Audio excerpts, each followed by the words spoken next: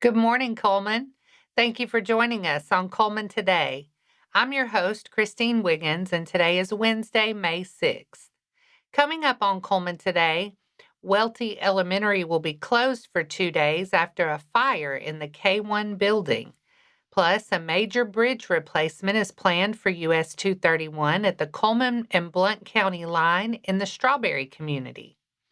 And Holly Pond leaders are moving forward with park upgrades, new safety cameras, and planning for America's 250th celebration. All of this plus sports, weather, and more. Now let's take a closer look at the top stories happening in Cullman today. Classes at Welti Elementary School have been canceled for today and tomorrow after a fire in the school's K1 building Tuesday afternoon. Cullman County Schools said emergency crews responded to the campus and all students were safe and had left for the day. The school system said the fire and smoke were contained to the K1 building and the main school building was not affected. In an update issued Tuesday afternoon, Cullman County Schools said there was no major damage, but cleanup crews will need at least 48 hours to work on the facility. The school system said the closure will allow time for the building to be cleaned and prepared before students return. Cullman County Schools did not report any injuries connected to the fire. A $4.1 million bridge project is planned for the U.S. Highway 231 at Cullman-Blount County line in the Strawberry community. State Senator Garland Gudger Jr. announced the project alongside State Senator Wes Kitchens and State Representative Heath Albright, saying the new bridge will replace a deteriorating structure that dates back to the 1930s. The current bridge is also considered too narrow for modern traffic. The Alabama Department of Transportation is expected to begin acquiring additional right-of-way this fall. Utility relocation is expected to follow this winter. Construction bids are scheduled to be let in the summer of 2027, with construction expected to take about 9 to 12 months once work begins. During the project, through traffic will be detoured around Alabama Highways 67 and 69, while local drivers will use nearby local roads. Gudger thanked Governor Kay Ivey, AlDOT Director John Cooper, and AlDOT crews for investing in the project. The Holly Pond Town Council met Monday night with Mayor Pro Tem Paul Brown leading the meeting in place of Mayor Carla Hart. Council members discussed several updates tied to Governor's Park, where Holly Pond School will host its annual Pops in the Park on Saturday, May 9th from 4 to 7 p.m. The event will feature performances by the school choir and band, and the newly painted concession stand will be open.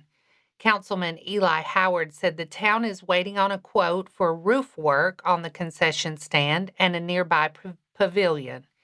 Councilman Dwight Kidd also reported that new picnic tables has arrived and will be placed once a concrete pad is poured. Spotlights near the recently remodeled restrooms have also been installed. The council also agreed to begin planning for America's 250th celebration. In new business, Howard presented a new design for Holly Pond Lions Park, which the council approved. The council also discussed adding about 45 new cameras around town facilities and approved moving forward with the most reasonable bid. The next council meeting is set for Monday, June 1st at 6 p.m. at Guy Hunt Library. And that's all for our top stories this morning. Coming up, Wallace State softball closes out a dominant conference series with 4 straight wins over Northwest Shoals. Sports is next. It all starts with who you are. You know, I always tell our players, who you are is more important than what you do. How high you jump, how fast you run, because who you are is your character. And your character is an accumulation of your thoughts, your habits, and your priorities on a day-to-day basis, because those 3 things determine the choices you make. And the choices you make you who you are. Good guy, bad guy, hardworking, lazy, responsible, irresponsible. And it takes a certain amount of discipline to do what you're supposed to do, when you're supposed to do it, the way it's supposed to get done.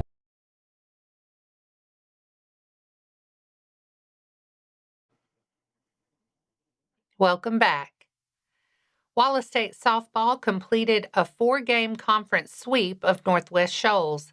The Lady Lions opened the series with a dominant 9-0 win behind a no-hitter from Madeline Howard. Howard went all 5 innings, striking out 2 and walking 1. Brooklyn Sertel added home run and 2 RBIs. Wallace State followed with a 2-1 game in Game 2. Ava Smith earned the win, allowing 1 run on 7 hits over 6 1/3 innings, while Reese Decker drove in both runs. The Lady Lions offense exploded in Game 3, scoring 9 runs in the first inning and finishing with 15 hits in a 16-8 victory. Blakeland Austin led the way with 2 home runs and 5 RBIs. Charlie Kaiser homered and drove in 3. Smith closed the series with a complete game shutout in the finale, giving Wallace State a 2-0 win. The Lady Lions are now 39-10 overall and 22-6 in conference play. They'll close out the regular season with a 4-game series against Coastal Alabama South, beginning with a home doubleheader Thursday. And that wraps up sports for today. Coming up next, a new Dolly Parton license plate could help send free books to local children. Plus, a local angler turns a family fishing trip into a record-setting catch.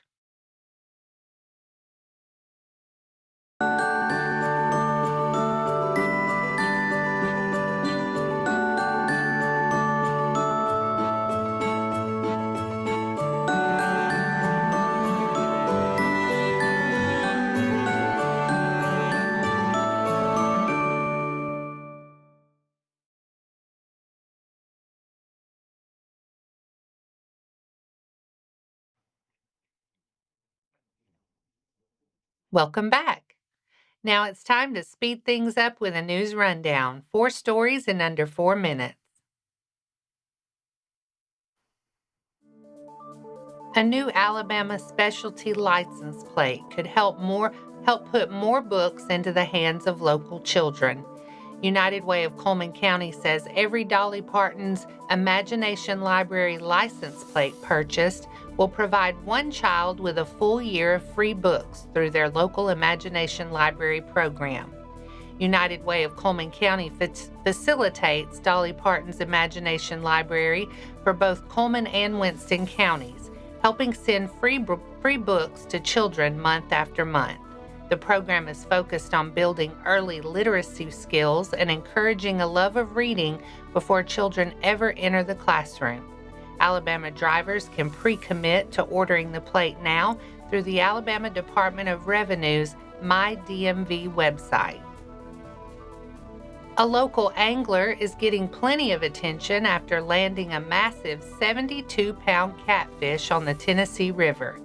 Savannah Woods, an avid outdoorswoman, recently made the catch during a family fishing trip with her husband and children. Woods said she knew quickly she had hooked something big, and after a tough fight, she was able to bring in one of the largest fish of her life. For Woods, the catch was about more than the number on the scale. She said fishing gives her family a chance to spend time together, get outside, and make lasting memories. Friends, family, and followers have celebrated the catch online, both for its size and the family story behind it. Woods said the fish is an IGFA Women's Division world record. There's still time to see a special exhibition at the Evelyn Burrow Museum featuring works by the late brother Jude Johnston, also known as Nav Ontaz. Nav Ontaz was an artist, scholar, and longtime supporter of the museum. The exhibit spans more than 70 years of his creativity, showcasing drawings, architectural forms, abstract works, and computer-generated designs. Many of the pieces are inspired by geometry, philosophy, and structure. The exhibition gives visitors a look at the range of Johnston's work and the ideas that shaped his artistic style over several decades. The exhibit will remain on view through May 13th at the Evelyn Burrow Museum at Wallace State Community College. Admission is free. Learn more at burrowmuseum.org. The Critter Crew is bringing hands-on natural science education to students and families across North Alabama. Founded by Cassidy Wright and Brianna Horton, the organization partners with schools, homeschool groups, and community events to teach STEAM lessons through interactive wildlife programs. Wright holds a Master of Science in Biology with experience in zoology, botany, mycology, cellular biology, microscopy, and ecology. Horton focuses on sustainability and environmental stewardship, turning science lessons into creative, hands-on activities. The Critter Crew recently visited Cullman Christian School and partnered with the North Alabama Agriplex for an Earth Day event where children helped clear waterways and learned how litter can pollute local areas and harm wildlife. The group's mission is to connect people with the natural world and make science interactive and memorable. Learn more at crittercrewedu.org. And that's your 4 stories in under 4 minutes. Now for a quick break before we look at our weather ahead and pay our respects with obituaries. I'll be right back after this quick message.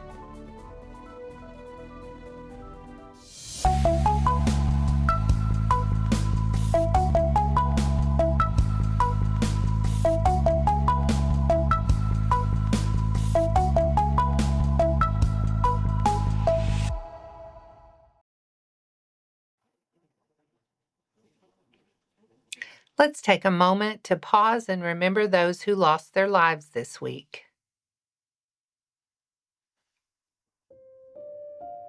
James Jamie Dion Mars, 59, passed away on May 2nd. Graveside service was yesterday. James Charles J.C. Veach, 89, of Cullman, passed away on April 29th. A celebration of life will be held at a later date. Doreen Annette Waldrep, 70, passed away on May 1st. Visitation will be at Moss Service Funeral Home Thursday on May 7th from 6 to 9 p.m. The Celebration of Life funeral service will be held at the funeral home on Friday, May 8th at 1 p.m.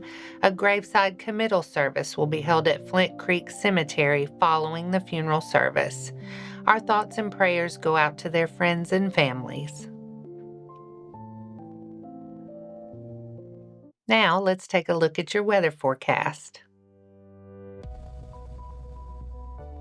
Today will be wet, with showers and thunderstorms likely through the day. We could see showers and storms before 2 p.m., then more rain and possibly a storm later this afternoon. Highs will be near 76 with a 90% chance of rain. Tonight stays rainy with showers and storms continuing. Some of those storms could produce heavy rainfall with 1 to 2 inches of rain possible overnight. Lows will dip to around 57. Tomorrow looks cooler and cloudy with a chance of showers and thunderstorms and a high near 69. And tomorrow night, mostly cloudy with just a slight chance of showers and a low around 47. And that wraps up today's edition of Cullman Today. Thank you for sharing your morning with us. And remember to stay connected by following us on social media and visiting CullmanTribune.com for the latest from our community. We'll be back bright and early tomorrow morning at 6:30 a.m. Until then, I'm Christine Wiggins with Cullman Today. Have a wonderful day, Cullman.